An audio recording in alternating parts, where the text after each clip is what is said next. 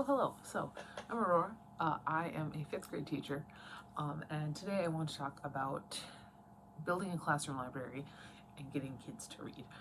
So, reading is a big thing right now. I mean, honestly, like reading, there are all these news articles about kids getting to like really elite colleges, but like they haven't finished a book ever in their life.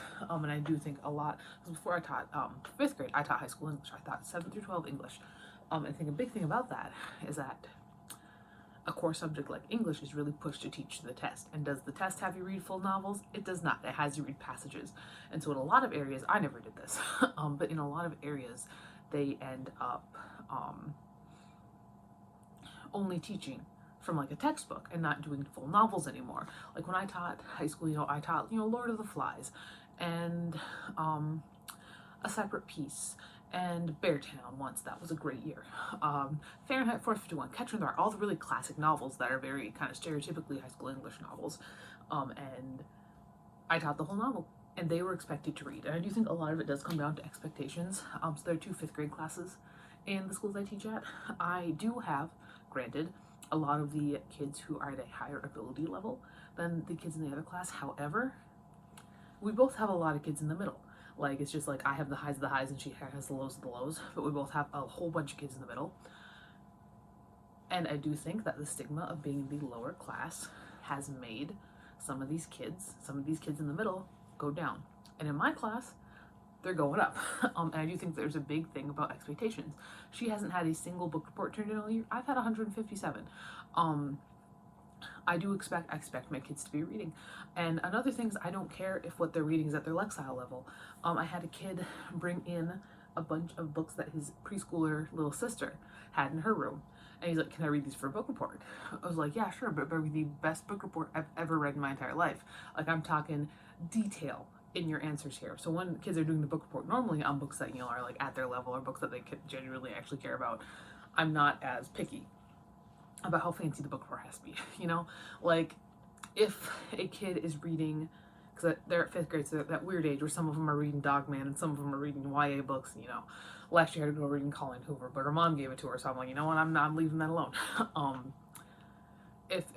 If they're reading something that is genuinely interesting them and they genuinely enjoy, they can skimp a little bit on the book report. Like, I don't mind as much. I want kids to be reading. I want them to have fun with it. But if they are just reading to get the book reports done and they bring in a bunch of little picture books, absolutely they have to they have to be really detailed about it. And I talked to him later when he was at the table for his table group time. I was like, so what's more fun? Reading this book that takes a little bit longer but that is more actually your style and then being able to skimp a little on the book report, or reading a book in about 3 minutes and then having to spend 15 minutes on the book report because you have to be really, really complex about it. He's like, the first one. So I think we may have fixed that. But anyway, the reason why I have 157 book reports in is because I do have a 40 book challenge, and every week I do like to hit the 40 book challenge. This week you should be at 12 books, and this week 13, and so on and so forth. I also have a little track, a race car track on my computer works that shows them where their little cars are around the track. Last year I had 2 kids not only hit the 40 book challenge, but they hit 80 books. So they looped, I didn't have the track last year, but they would have looped the track twice. And I want to say just about half the class hit 40 books. This year, over half the class is on track for this. I'm talking most of them are either at where they need to be or ahead, and the ones that aren't are starting to kind of catch up a little bit, which is fantastic. And the way I do this, the way I really do this, apart from letting them read what they want to read, and apart from expecting that they're going to be reading, is that I am a freak about reading. If you have seen any other videos on my channel, you know that I read a ton. I read hundreds of books a year. My shoot for around is 500. That's how much I shoot for. And I read everything. I read YA, I read adult, I read children's books, I read picture books sometimes. I read lots of manga. You can see lots of manga on my shelves. You can see lots of Stephen King. I read everything, and I read it all the time. And I always have my book with me. And I read the table books with the groups, with their little book clubs. And I'm always reading, and I'm a freak about reading. And that really helps. I mean, you really can't stress how important modeling is when it comes to stuff like that. Like if teacher's telling you, and also parents, if these people are telling you gotta be reading books, but you never see them pick up a book, like how likely are you to do that? How likely are you to think that they're just talking out of their ass because they're like, yeah, they're supposed to tell me I should be reading books? And with, all the shortened attention spans with like screens and stuff like that, sometimes telling the kid to pick up a book can be a struggle. I have for my reading rounds, they're 15 minutes a piece. If kids would like to spend all of these rounds reading, they are absolutely free to do so. However, I know that not all kids can do that. So, one of the rounds is like IXL. So like you can do IXL, or you can read a book. And then you've got, read yourself, you have to read yourself. Or if they've got journaling, spelling practice, or homework, or they can read a book. That's always a choice. It's always an option. It gets to the point where sometimes when kids are supposed to be doing homework, they're like, can I read instead? I'll be like, yes, you can read instead. Because honestly, it's going to do more for them than whatever busy work they're having to get done. Not saying that schoolwork is busy work, and all work is going to really kind of help them in some way, but sometimes you just got to let them read. Another thing is building up the classroom library. So with 5th grade, it's a little bit in a weird age. Because some of these kids are at the level where they are reading Dogman and Goosebumps and Bad Guys. And some of these kids are at the level where they are reading YA books, or they might be reading classics, or whatever they might be reading. Generally, my rule of thumb is if I'm putting a YA book in the classroom, I will probably read it first. Just because I know that some YA, like minimal swearing doesn't bother me, like a couple dams, hells, shit. Every once in a while, even a bitch here or there doesn't bother me. I really do, if we got a bunch of F words being dropped, or slurs, that's what I'm like, maybe not. And then I don't put it in a 5th grade classroom library. Violence in the books doesn't bother me. Sexual content, probably not. That's kind of where I draw my line. And when I say sexual content, I do mean like references to actual sex. I don't mean LGBT characters. If they're LGBT characters but they're not boning, that's fine. I can put that book. I'm going to put that book in my library, and I do kind of stand by that. And I haven't. Nothing's happened at that point. I do live in rural North Dakota, so I do imagine at some point somebody's going to say something. But if they're not boning, they can be in the library. That's the idea here. And my classroom library is huge. It is huge. It's about 1,000 books. I've got 5 bookshelves. I've got 5 bookshelves. They're not all the way filled up, but they are certainly getting there. And honestly, yes, I do spend my own money on my classroom library.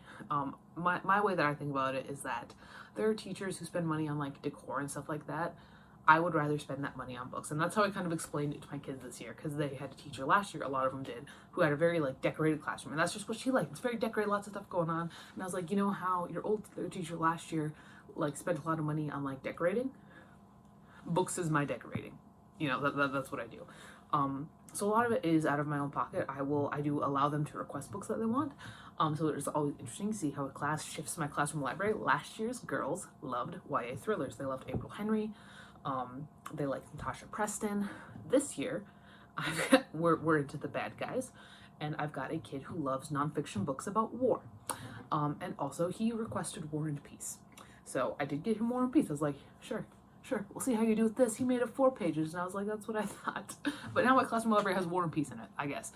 So I do allow them to request stuff. And if I can't get what they want, like for example, if they want to read, there was one of the kids really likes John Wick. He requested a John Wick book. I'm not getting a 10-year-old a comic about John Wick. So I found a YA like assassin series, and I was like, here, I'm not getting you John Wick, but this is your next best thing. So that's what I do. I allow them to request. Also, as well as that, when I'm reading my own books, if you've been around for a while, you know that I unhaul a lot of the books that I read. I have very limited shelf space. I have the 3 behind me, and then I have 1 next to me. And I read so much that fills up fast.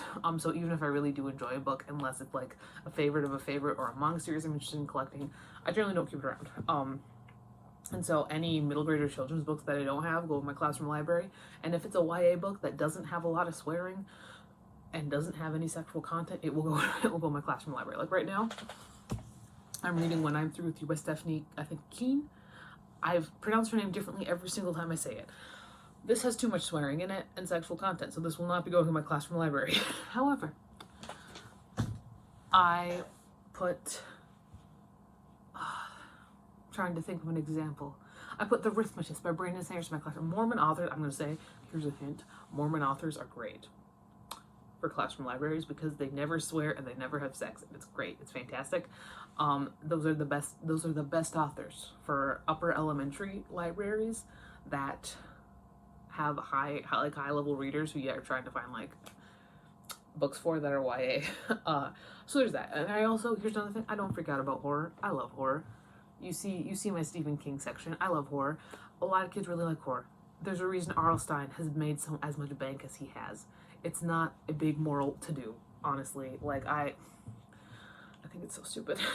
I do genuinely think it's so stupid when people freak out about kids enjoying horror. I enjoyed horror. I really did, and I always have, and I always will. But yeah, that's that. Really, it all kind of boils down to let kids read what they want to read. Expect that they're going to be reading. You yourself need to be a freak about reading. And provide lots of books. Just provide a wide variety. So yeah, this is pretty quick, but that is really kind of what I have to say on the matter. That's everything. Goodbye.